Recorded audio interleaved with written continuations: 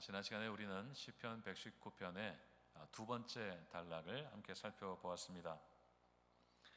하나님의 말씀을 사모하던 시인이 하나님께 올려드린 간구가 무엇이었는가를 함께 살펴보았습니다. 그의 간구는 자신의 눈을 열어달라고 해달는, 그래서 말씀을 깨닫게 해달라는 기도였고, 말씀으로 자신을 살려달라는 간구였습니다. 영혼이 마치 진토에 붙어버리는 것 같은 절망의 상황 속에서 자신에게 호의를 베풀어 달라는 기도였던 겁니다. 하나님의 말씀에 자신의 살고 죽는 문제를 맡길 만큼 시인에게 하나님의 말씀은 자신의 생명과도 같은 것이었습니다.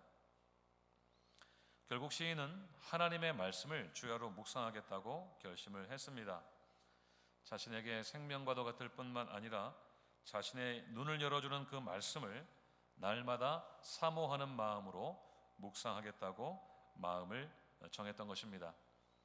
그만큼 시인의 기도는 하나님의 말씀으로 가득 찬 기도였고, 그 말씀의 능력이 나타나는 기도였습니다. 오늘은 시편 119편 세 번째 시간인데요, 세 개의 히브리어 알파벳을 커버합니다. 자인, 헷, 그리고 텟, 각각 8절씩에서 총 24절 우리가 읽었습니다. 오늘 말씀에 큰 주제가 있다고 한다면 시인이 고난 중에서도 여전히 사랑하던 하나님의 말씀을 향한 변치 않는 열정이라고 할 수 있습니다. 먼저 시인이 처한 상황을 가장 잘 보여주는 말을 한번 찾아보도록 하겠습니다. 54절을 보십시오. 54절을 보시면 내가 나그네 된 집에서 라고 했습니다.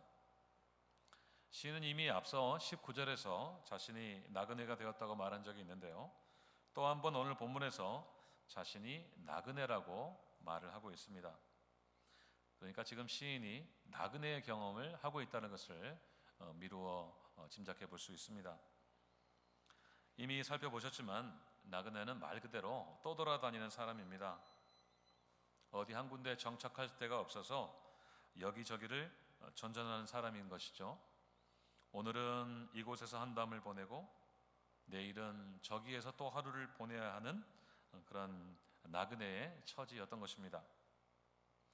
여러분 혹시 나그네의 경험을 해보신 적이 있습니까? 혹시 해보셨다면 어떤 경험을 하셨습니까? 아마도 신나고 즐거운 경험만은 아니었을 것 같습니다. 딱히 정해지는 거처도 없고 여기저기 헤매는 것도 하루 이틀이지, 그것이 장기화되면 결코 쉽지 않은 일일 것입니다. 몸과 마음이 지칠 수밖에 없는 일이 될 것입니다. 제가 텍사스에서 공부를 마치고 가족들과 함께 학업을 이어가기 위해서 캘리포니아로 막 이사 왔을 때가 생각이 납니다. 아는 분 하나도 없는 곳에 정착을 하면서 사역지를 놓고 기도를 하는 중에 여러 교회를 가보고 싶었습니다. 특히 한인 교회들을 많이 가보고 싶어서 주일마다 큰 교회 위주로 방문을 쭉 했던 적이 있습니다.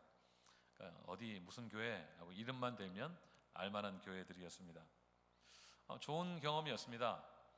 예배를 참석하고 자녀들을 주일학교에 보내면서 여러 가지 보고 듣는 경험을 했습니다. 그 교회에서 직접 사역을 해보지는 않았지만 보이고 느껴지는 것들이 있었습니다. 한 교회에서 사역을 시작하면 해볼 수 없는 경험이다 싶어서 여러 군데를 다녔던 기억이 있습니다. 그런데요, 나중이 되니까 그것이 참 쉽지 않다는 것을 어렵지 않게 발견할 수 있었습니다. 주말만 다가오면 고민이 되는 겁니다. 이번 주일에는 어느 교회 가봐야 되나 하는 그런 고민이죠. 어디 한 군데 정해진 교회가 없다는 것이 매우 아쉽다는 생각이 들었습니다. 내가 소속된 교회가 아직 없다는 것, 주일 아침에 눈을 뜨면 너무나도 당연하고 자연스럽게 갈 교회가 없다는 것이 매우 아쉽고 허전한 생각이 들었습니다. 아이들을 이곳저곳에 데리고 다니면서 주일학교에 보내는 것도 역시 아이들에게 미안한 생각이 들었습니다. 한 교회만 가지 않아도 되는 것은 분명히 자유스러웠지만 이 교회 저 교회를 다녀야 했던 이 나그네의 경험은 분명히 쉽고 편하지만은 않았습니다. 교회를 정하는 과정도 그런데 오늘 시인은 얼마나 쉽지 않은 그런 과정을 겪었을까 라는 생각을 하게 되었습니다. 특별히 그가 나그네가 될 수밖에 없었던 그런 상황들을 생각해 보면 그가 얼마나 힘든 시간을 보냈을지 충분히 짐작해 볼 수가 있습니다. 시인은 지금 고난을 겪고 있습니다. 고난이라는 단어만 3차례나 반복이 되고 있습니다.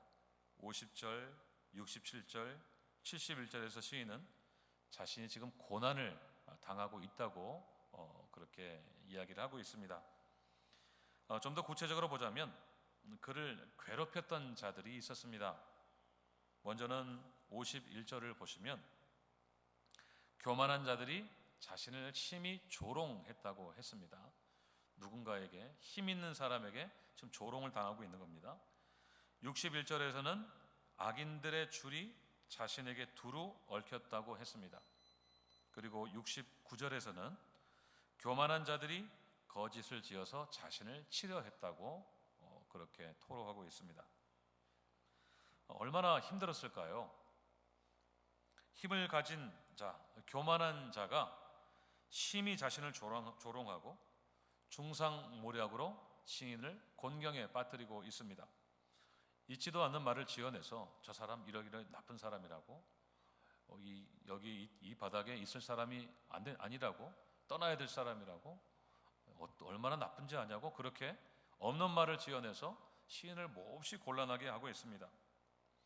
그들의 모략이 얼마나 심했는가, 마치 사냥꾼이 그물로 짐승을 잡는 것처럼 악인들이 그 줄로 자신을 얽어맸다고 했습니다.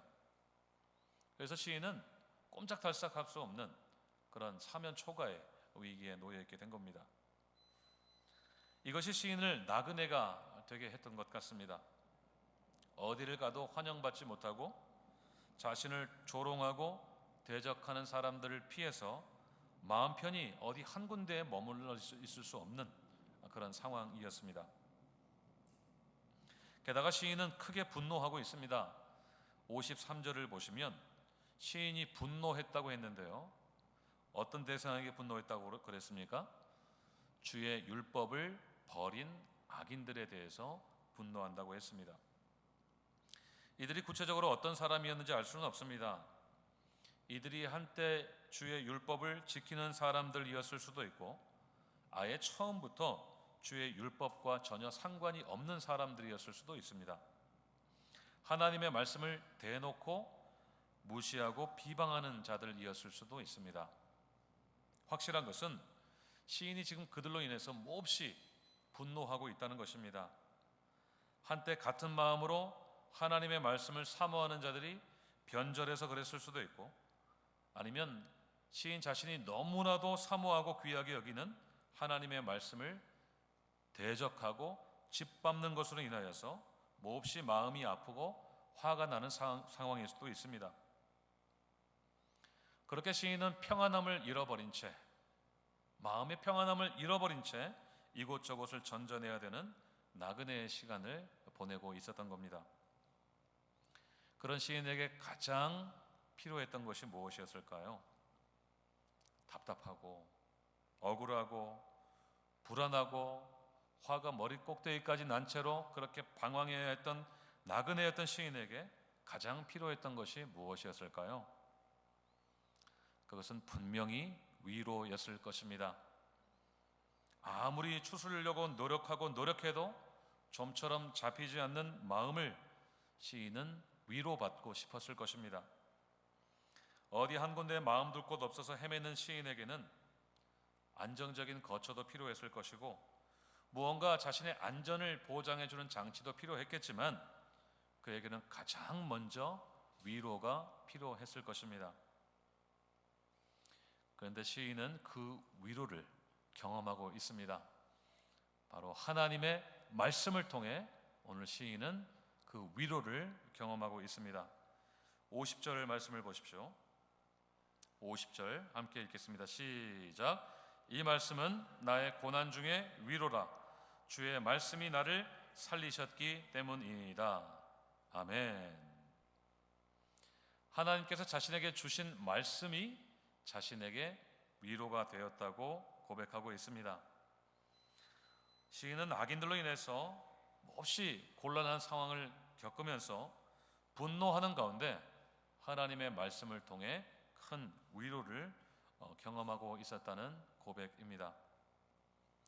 여기서 이 위로라는 말의 이 어근은요, 깊이 숨을 쉰다는 뜻을 가진 단어 네하마라는 히브리어입니다. 쉽게 말하자면 심호흡을 한다는 뜻입니다. 시인이 경험한 이 위로는 네하마였습니다. 숨조차 마음껏 쉴 수 없는 그런 고난 속에서 시인이 하나님의 말씀을 통해 경험한 은혜는 깊이 숨을 쉴 수 있는 은혜였던 것입니다. 여러분, 우리가 언제 심호흡을 할 수 있습니까? 긴장들이 다 해소되고 이제는 됐다, 이제는 좀 살았다 할 때 우리는 깊은 숨, 심호흡을 할 수 있지 않습니까? 그래서 어려운 위기의 순간들을 넘기고 나면 우리가 하는 말이 있죠. 한숨 돌렸다, 이런 말들을 하죠. 시인은 지금 제대로 숨쉬기도 어려운 상황 속에서 네하마의 은혜를 경험하고 있었습니다. 자신을 숨쉬게 하는 은혜, 안도의 깊은 숨을 내쉬게 하는 그 은혜를 경험하고 있었던 겁니다. 무엇을 통해서였습니까?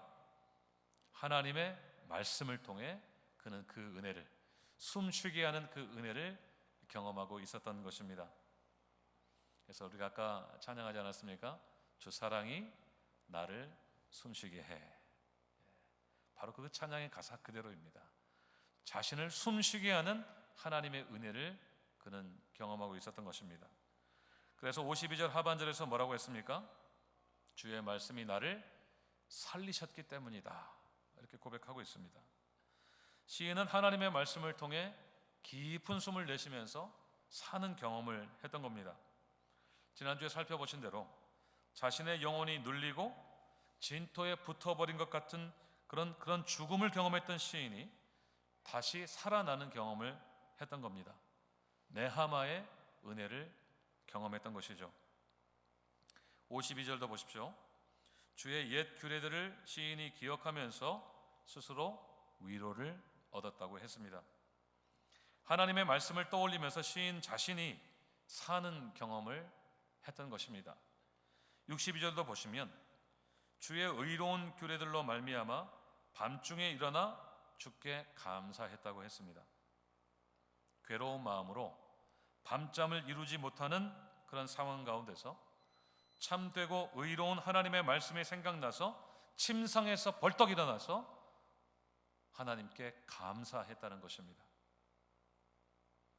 말씀의 놀라운 그 위로가 감사로까지 나아가고 있었던 것입니다.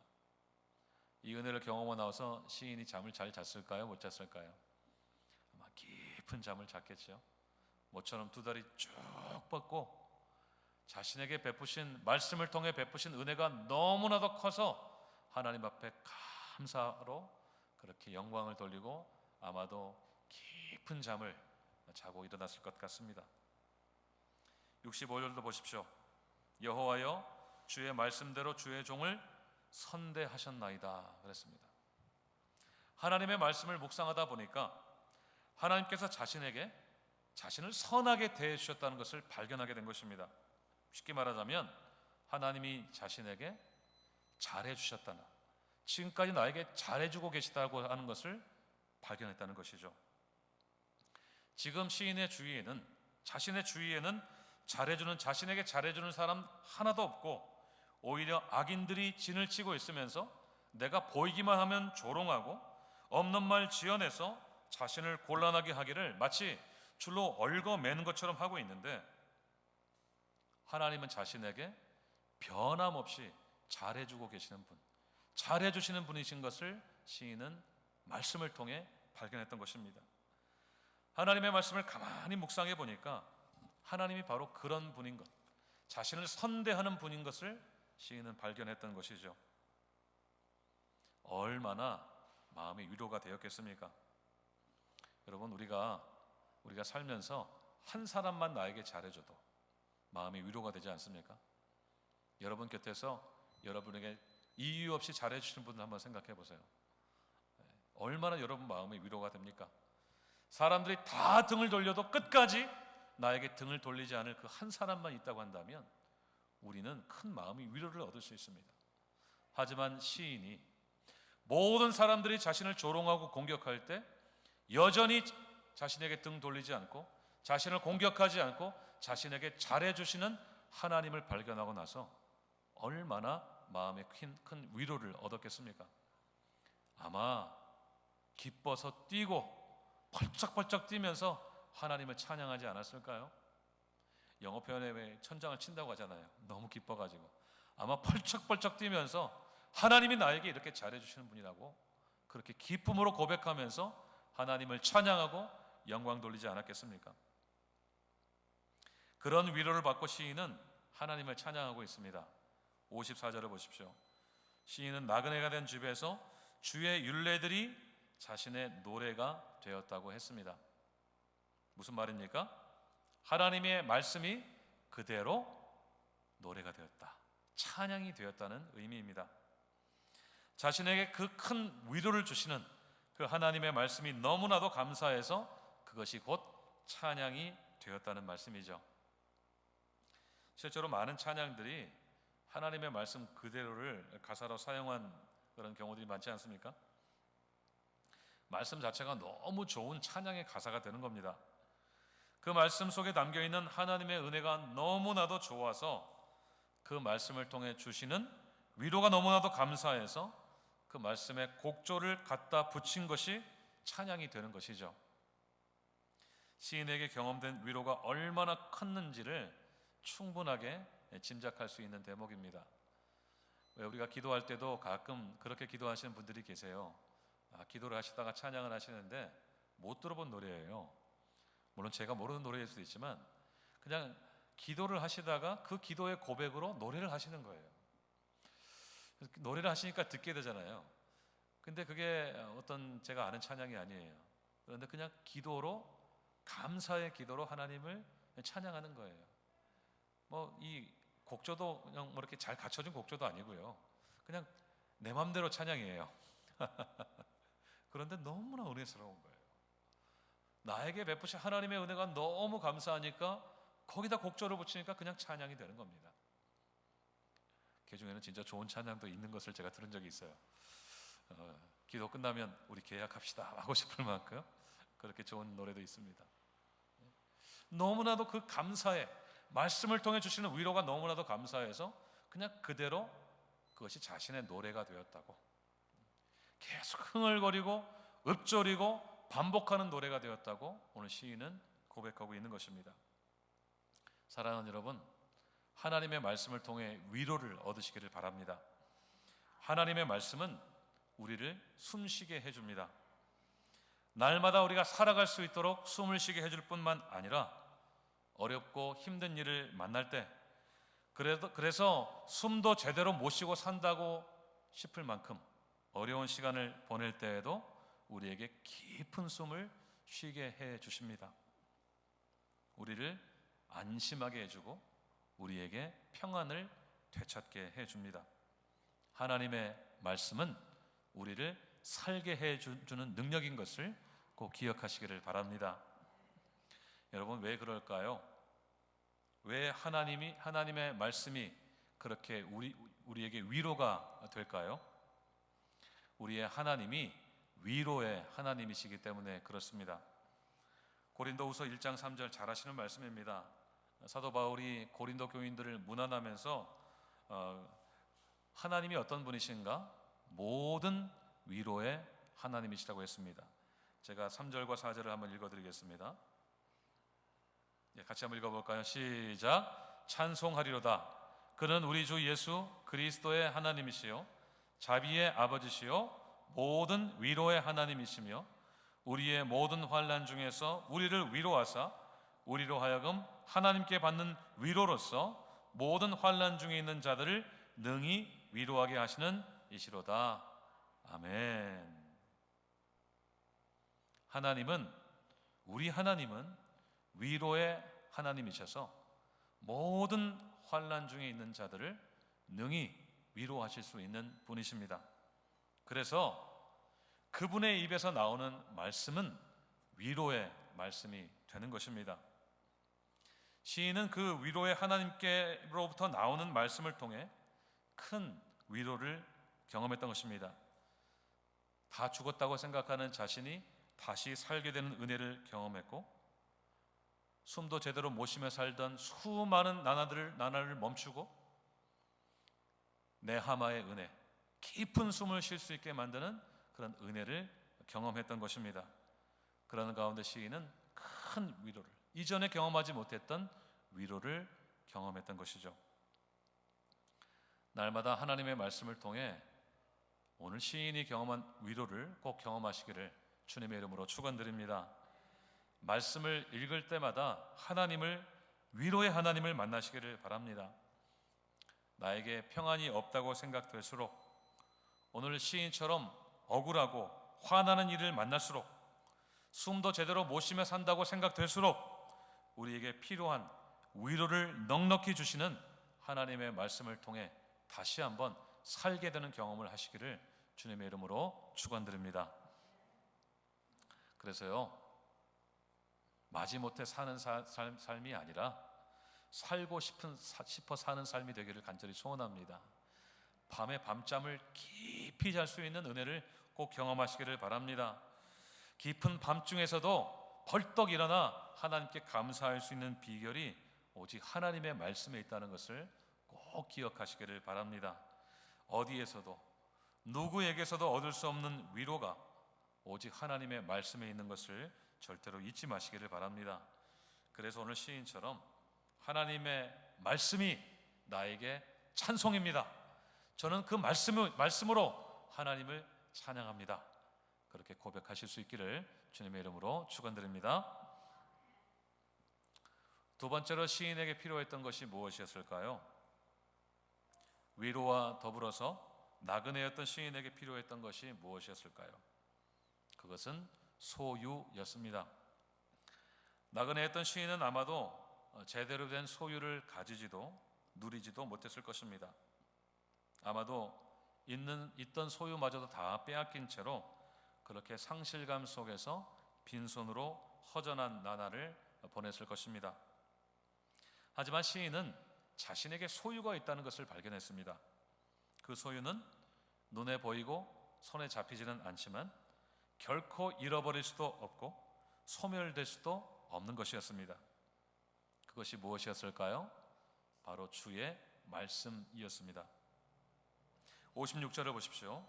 56절 시작. 내 소유는 이것이니 곧 주의 법도들을 지킨 것이니이다. 아멘. 자신에게 있는 유일한 소유가 무엇이라고요? 주님의 말씀을 지키는 것이라고 고백하고 있습니다. 이 말씀을 몇 가지로 해석해 볼 수 있는데요, 가장 보편적인 해석은 이것이 나에게 가장 소중한 것입니다 라는 의미로 볼 수 있습니다. 자신이 고난 중에 경험했던 하나님의 위로가 오직 하나님의 말씀을 통해 얻어진 것들을 고백하면서 하나님의 말씀과 그에 대한 순종이 시인 자신에게 가장 소중한 것이라고 고백하고 있는 것입니다. 앞에서 살펴보셨던 54절도 다시 보십시오. 주의 율례들이 자신에게 노래가 되었다고, 내 노래가 되었다고 고백하고 있지는 않습니까? 하나님의 말씀이 노래로서 자신의 소유가 되었다고 고백하고 있는 것입니다. 오늘 읽으신 맨 끝절 72절로 보십시오. 주의 입의 법이 내게는 천천금은보다 좋으니이다. 아멘. 하나님의 입에서 나오는 말씀이 이 세상에서 귀하게 여기는 금이나 은보다 더 귀한 것이라고 고백하고 있습니다. 그리고 그것을 지금 자신이 소유하고 있다고 고백하고 있는 것이죠. 지금 시인에게는 아마도 천천은금이 없었을 것입니다. 처음부터 없었을 수도 있지만 혹시라도 가지고 있었다가도 악인들에게 빼앗겨서 지금은 다 잃어버렸을 수도 있습니다. 그래서 지금은 빈털털이 나그네였을 수 있습니다. 그런데 시인은 결코 자신이 빈털터리가 아니라는 것을 발견했습니다. 자신에게는 금과 은보다 더 소중한 것이 있다는 것을 발견했기 때문입니다. 그것은 하나님의 입에서 나오는 말씀이었고 그 말씀을 자신이 지켰던 것이 자신에게 그보다 더 소중한 소유였던 것입니다. 그 말씀을 통해서 시인이 위로받지 않았습니까? 깊이 숨을 쉬고 죽었다가 다시 사는 경험을 했습니다. 한밤중에도 벌떡 일어나 하나님께 감사하며 찬양하기도 했습니다. 하나님께서 자신에게 변함없이 잘해주시는 분이신 것을 발견했습니다. 이 모든 일들이 하나님의 말씀을 통해 일어났기 때문에 시인에게 가장 중요한 것은 하나님의 말씀이었던 것입니다. 특별히 시인이 하나님의 말씀을 지킨 것이 자신의 소유라고 했던 것에 주목해 보십시다. 왜 그것이 자신의 소유라고, 하나님의 말씀을 지킨 것이 가장 소중한 것이라고 고백하고 있을까요? 그것이 유일하게 하나님께 가지고 갈 수 있는 것이기 때문에 그렇습니다. 이 세상의 모든 것들은 다 소멸하거나 잃어버리거나 가치가 없어져 버릴 수도 있지만 하나님의 계명을 지키는 것은 결코 소멸되거나 잃어버릴 수도 없고 결코 가치가 없어지지 않는 것이라는 그런 이해 때문입니다. 하나님 앞에 설 때 유일하게 가지고 갈 수 있는 것이 바로 하나님의 말씀을 지키는 것이라는 고백일 것이죠. 오늘 읽은 본문에서 시인에게 어떤 말세에 대한 조망, 마지막 때에 대한 조망이 뚜렷하게 보이진 않습니다만 적어도 시인 안에는 하나님께로부터 받을 상급에 대한 소망이 있었던 것이 분명해 보입니다. 무엇을 통해 알 수 있냐면요, 57절을 한번 보십시오. 57절을 한번 읽어보겠습니다. 시작. 여호와는 나의 분깃이시니 나는 주의 말씀을 지키리라 하였나이다. 아멘. 여기서 이 분깃이란 말이 어떤 뜻입니까? 나에게 주어진 목, 유업으로 주어진 상급, 이런 의미가 아니겠습니까? 그런 면에서 볼 때 시인에게는 하나님의 말씀을 지키는 것이 하나님께 받을 상급을 결정하는 것이고 그래서 가장 중요한 소유라고 고백하고 있는 것이 아니겠습니까? 방금 살펴본 57절에서 여호와가 자신의 분깃이라고 한 것 역시 자신이 가장 소중한 말씀의 원출처이신 하나님이 자신에게 가장 중요한 소유인 것은 장차 하나님의 나라에서 누릴 영원한 상급이 하나님과 그분의 말씀이라는 고백이 아니겠습니까? 그러니까 자신에게는 하나님과 그분의 말씀, 그리고 그 말씀을 지키는 것보다 더 크고 중요한 소유가 없다는 것을 고백하고 있었던 것입니다. 그래서 시인은 오늘 읽은 본문의 여러 곳에서 하나님의 말씀을 지켰다고 간증하고 있습니다. 주의 법을 지켰다는 말이 51절, 55절, 56절, 57절, 60절, 67절, 69절에서 계속 반복적으로 나오고 있습니다. 조금 다른 표현들도 여러 군데에서 발견할 수 있습니다. 하나님의 말씀을 지키는 일이 자신에게 가장 중요한 소유인데 어떻게 그 말씀을 떠날 수가 있고 어떻게 그 말씀을 잊어버릴 수가 있었겠습니까? 시인은 결코 가난하지 않았습니다. 결코 빈털터리가 아니었습니다. 그는 빈손이 아니었습니다. 눈에 보이는 것은 다 잃어버렸거나 빼앗겼을지 모르지만 그에게는 결코 잃어버릴 수 없었던 것이 있었습니다. 그것은 하나님의 말씀을 지키는 것이었습니다. 그 말씀을 늘 기억하고 그 말씀 안에 머무는 것이었습니다. 말씀과 더불어 살고 말씀과 더불어 죽는 것이었습니다. 그러다 보니 시인에게는 어떤 일이 일어났습니까? 시인의 삶에 변화가 나타났습니다. 67절을 보십시오. 고난 당하기 전에는 자신이 그릇 행했지만 이제는 주님의 말씀을 지킨다고 했습니다. 고난을 통과하면서 말씀의 위로를 경험하고 그 말씀이 얼마나 소중한가를 발견하고 나니까 이제는 그 말씀에 순종한다는 것입니다. 전에는 내 마음대로 살았다면 이제는 하나님의 말씀대로 산다는 고백입니다. 71절도 보십시오. 고난을 통해 주님의 율례를 배우게 되었다고 말하고 있습니다. 고난 속에서 하나님의 말씀의 깊은 의미를 깨닫게 되었다는 말씀이 아니겠습니까? 고난 가운데서 말씀의 소중함을 깨닫고 그 말씀을 실천하면서 그 말씀의 깊은 의미를 시인은 발견하게 된 것입니다. 말씀을 깨달았다면 그에 따른 삶은 안 봐도 비디오입니다. 분명히 그는 변화된 삶을 살았을 것입니다. 이전과는 다른 삶의 모습들이 분명히 있었을 것입니다. 말씀을 통해 부요함을 경험한 시인은 비록 지금은 나그네이지만, 지금은 빈손인 것 같지만 그는 참으로 모든 것을 가진 사람이었습니다. 하나님을 소유하고 하나님의 말씀을 지키며 살기 때문에 얻는 복으로 인해서 그는 진정한 부자였던 것입니다. 뿐만 아니라 63절에서 시인은 덤으로 주어지는 선물을 받아 누리고 있습니다. 더 이상 자신이 혼자가 아니라는 것을 발견했습니다. 63절, 나는 주를 경외하는 모든 자들과 주의 법도를 지키는 자들의 친구라 고백하고 있습니다. 나그네로 다니면서 겪을 수밖에 없었던 외로움을 이길 수 있는 계기가 되었던 것입니다. 자신처럼 하나님의 말씀을 지키며 하나님을 경외하는 자들이 있다는 것을 시인은 발견했던 것이죠. 그의 소유가 하나님의 상급뿐만 아니라 관계를 통해서도 나타나게 되는 것을 지금 말해주고 있는 것입니다. 자신처럼 고난 중에 있으면서도 어쩌면 나그네로 살면서도 하나님을 경외하고 그분의 말씀에 순종하는 사람들과 자신이 하나임을 경험하게 되었던 것이죠. 같은 뜻, 같은 마음, 특별히 같은 신앙을 가진 사람이 여러분 우리에게 얼마나 소중합니까? 그분들이 얼마나 우리의 인생의 큰 재산이라고 할 수 있습니까? 우리가 비행기를 타거나 낯선 곳에 갔는데 옆에 우연히 앉았는데 그리스도인입니다. 그러면 얼마나 반갑습니까? 하나님을 경외하는 사람을, 모르는 사람을 만나도 반가운데 오늘 시인이 고난을 통과하면서 여전히 하나님을 경외하고 하나님의 말씀을 귀히 여기는 사람들을 만나게 되면서, 발견하게 되면서 그 사람들의 친구라고, 그 사람들이 나의 동역자라고, 나와 함께 운명을 같이 하는 사람이라고, 같이 하나님을 경외하는 사람이라고 발견하게 되었을 때 그가 얻었을 위로는 얼마나 컸겠습니까?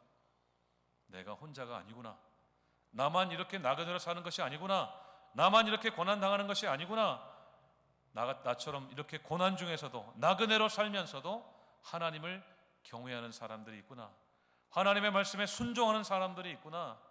그것을 발견했을 때 시인의 마음에는 얼마나 큰 위로가 경험이 되었겠습니까? 나처럼 그렇게 순종하는 사람들의 무리에 내가 들어갈 수 있다면, 하나님을 경외하는 사람들의 무리에 나도 낄 수 있다고 한다면 그것처럼 큰 위로가 어디에 있겠습니까? 사랑하는 여러분, 우리는 결코 빈손이 아닌 것을 꼭 기억하시기를 바랍니다.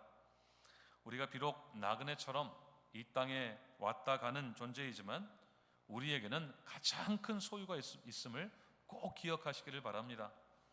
그것은 바로 우리의 하나님이십니다. 그리고 그분의 말씀입니다. 우리는 그 말씀 속에서 하나님의 위로를 경험할 수 있고 고난 중에서도 결코 주눅들지 않는 은혜를 경험할 수 있습니다. 그리고 없는 중에도, 내가 아무것도 없다고 나는 빈털털이라고 생각되는 그 순간에도 우리는 결코 궁핍하지 않습니다. 결코 우리는 빈손이 아닙니다. 하나님 한 분만 계시면 되는 것 아니겠습니까? 그분이 나의 상급이라고 한다면 충분하지 않습니까? 그렇다면 우리가 이 땅에서 누릴 수 있는 가장 큰 소유는 무엇이겠습니까? 오직 그분의 말씀에 기쁘게 순종하는 삶이 아니겠습니까? 주야로 그분의 말씀을 묵상하고 그 말씀대로 사는 것이 우리의 가장 큰 소유가 되지 않겠습니까? 그래서 하나님 한 분이면 됩니다. 그 고백을 할 수 있다고 한다면 우리는 무엇이 부럽고 누가 부럽고 무엇이 아쉽겠습니까? 모든 것을 가진 사람으로서 이 세상에 부러울 것이 무엇이 있고 두려울 것이 무엇이 있고 무엇이 염려가 되겠습니까? 나에게 변함없이 잘해주시는 그 하나님이 나의 영원한 상급이라고 한다면 우리에게 더 바랄 것이 무엇이 있겠습니까? 늘 말씀 안에 거하시는 우리가 되기를 소원합니다. 그래서 시인처럼 날마다 부유한 삶을 살아가는 우리가 되기를 소원합니다. 자다가도 벌떡 일어나서 감사할 수 있는 이 은혜, 하나님을 찬양할 수 있는 은혜, 고난 중에서도 하나님의 말씀으로 찬양을 올려드릴 수 있는 이 은혜를 날마다 받아 누리는 우리가 되기를 소원합니다.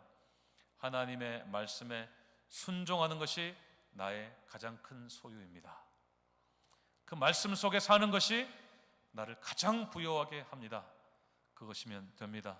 하나님 한 분이면 됩니다. 하나님의 말씀이면 충분합니다. 그래서 이제는 그 말씀에 기쁘게 순종하며 살겠습니다. 그렇게 고백하는 우리의 평생의 삶이 되시기를 주님의 이름으로 축원드립니다. 함께 기도하시겠습니다.